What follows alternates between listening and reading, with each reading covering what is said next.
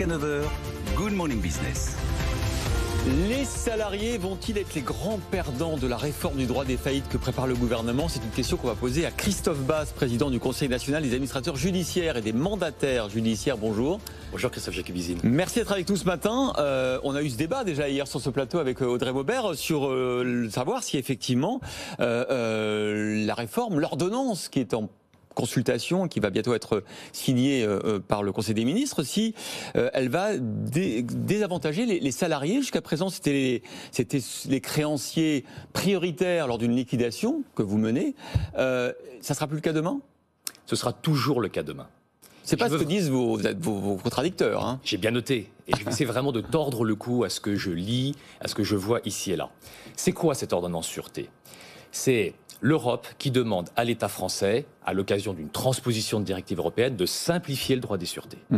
Il y a cette ordonnance qui paraît et qui va classer des rangs de sûreté. Et c'est ça la nouveauté.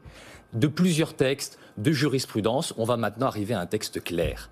Les salariés ont toujours été payés en priorité, les salariés seront toujours payés en priorité. Demain, ça ne change rien. Alors pourquoi certains disent que justement, ce sera à vous, administrateur judiciaire, de décider l'ordre des créanciers prioritaires lors de chaque procédure de liquidation? Je n'aurais pas à décider justement parce que le projet de loi le clarifie. Et donc, il est clair pour tout le monde. Alors c'est quoi? En numéro 1, il y a marqué salariés? Alors, les salariés sont payés par une avance, par cette fameuse caisse qui s'appelle l'AGS, Tout à fait. qui est financée par la procédure, par les remboursements qui sont faits et par les cotisations patronales. Donc les salariés sont toujours garantis. La question qui se pose, c'est une fois que l'AGS a avancé les fonds salariés, les salariés sont réglés, dans quel rang? Voilà, est-ce qu'elle sera prioritaire? Est-ce qu'elle sera numéro 1, l'AGS? Alors, elle n'est jamais numéro 1, l'AGS. Elle n'est jamais numéro 1. Et je lis ici ou là, tiens, les administrateurs interjudiciaires vont se payer en priorité.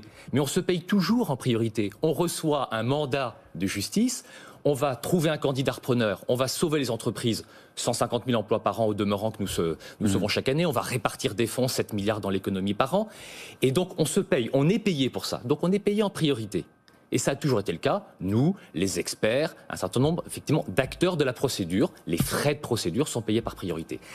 Un point important, effectivement ça peut sembler, dans cette ordonnance sûreté qui va classer des rangs, on va voir l'AGS apparaître en numéro 6, quand l'AGS nous dit « mais j'étais en numéro 3 ». Alors on va me dire « mais qui sont les deux qui ont apparu et qui viendraient en priorité avec l'AGS ?» Eh bien ce sont deux types de créanciers et je vais vous les donner. Le premier créancier, ce sont les transporteurs. Les transporteurs, depuis 1998, il y a une loi qui s'appelle la loi Guessot, et le transporteur, il ne peut pas souffrir de la défaillance de son donneur d'ordre. Donc, il a la marchandise, son bénéficiaire, si son donneur d'ordre fait l'objet d'une procédure, c'est le bénéficiaire, l'expéditeur, qui va payer, ou sinon, il retient la marchandise. Ça, c'est consacré par la loi de 98, ça n'apparaît pas dans le texte aujourd'hui de répartition des sûretés, mais depuis 1998, ils sont payés par priorité. Et les deuxièmes, c'est très important, Christophe Jacubizine, c'est ce qu'on appelle les clauses de réserve de propriété. Je vais vous expliquer, c'est très simple.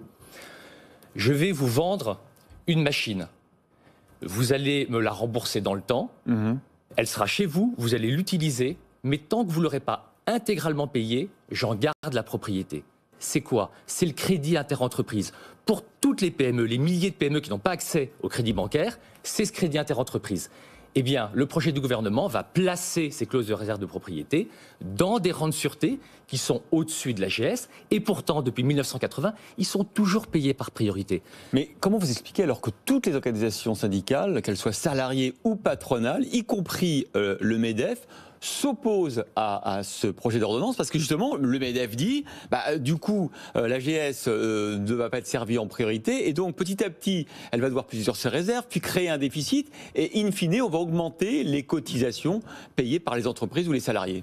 Il n'a échappé à personne que dans quelques mois probablement il va y avoir une nouvelle accélération du nombre de procédures collectives. Elles sont très faibles. Malheureusement. Oui, malheureusement, 32 000. Probablement qu'il va y avoir un rattrapage. Et peut-être allons-nous arriver, comme à la crise des subprimes en 2008, autour de 64 000, 65 000 procédures collectives. Un doublement.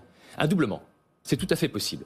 Et donc je comprends que l'AGS se dise, mais est-ce que mon système va réussir à tenir? Ça va tenir. Il a tenu à la crise des subprimes, et je vais même vous dire, les cotisations patronales ont diminué. à ce moment-là, puisque la profession et tous les acteurs ont fait en sorte que le système soit équilibré. On est fondamentalement attaché à ce système qui est l'amortisseur social dans les dossiers. Bon, alors pourquoi tout le monde s'émeut? Et vraiment, encore une fois, le projet ne bouge rien, parce qu'il y a cette inquiétude, demain probablement, d'équilibrer le système. Mais ce qu'il ne faut pas, c'est vouloir, et je le lis ici et là, de la part de l'AGS, vouloir remonter dans des rangs qui n'étaient pas les siens, et notamment à la place des transporteurs qui ne seront plus payés demain, notamment à la place du crédit entreprise des réserves de propriété, donc plus de crédit entreprise demain, et ça c'est dramatique. Mais pourquoi vous, Conseil national des administrateurs, vous ne voulez pas que l'AGS remonte? Qu'est-ce que ça vous... Qu'est-ce que ça vous enlèverait? Non mais rien, je vais vous dire, Christophe Jacobusine, nous personnellement rien, on était payés en priorité, on sera demain payés en priorité. Ça ne nous concerne pas.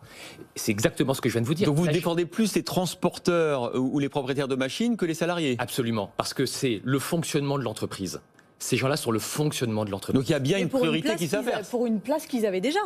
Pour une place qu'ils avaient déjà, sauf que, et c'est très important de le souligner, ils n'étaient pas formellement marqués dans l'ordre de répartition. Il est vrai qu'il était très flou, il est vrai que c'est la jurisprudence de la Cour de cassation qui est venue préciser les choses, il était grand temps de clarifier les choses, c'est fait, il n'y a pas de changement. N'ayez pas de peur là-dessus, et surtout pas les salariés. Et ça, c'est vraiment extrêmement inquiétant. Les salariés seront garantis, ils seront payés, quel que soit aujourd'hui le point important, le gouvernement y est attaché. Et quand vous dites ça au MEDEF, il vous dit quoi le MEDEF? Écoutez, on va discuter avec le MEDEF. Moi, ce que je dis au MEDEF, c'est que c'est pas le moment d'être dans une guerre, une querelle ou des polémiques. Il faut qu'on soit ensemble, c'est l'union des forces. Et je dis au MEDEF, en 2008, au moment de la crise des subprimes, la profession s'est mise au service de l'AGS pour l'aider à faire sa trésorerie. Continuons à le faire demain. Ça s'était arrêté, il faut le reprendre. Et on verra que les cotisations patronales resteront stables, peut-être même diminueront. On verra l'arbitrage du gouvernement, en tout cas dans les prochains mois. On attend cette ordonnance pour le mois de mai à peu près. Merci beaucoup Christophe Basse, président du Conseil national des administrateurs judiciaires et des mandataires judiciaires, d'avoir été avec nous.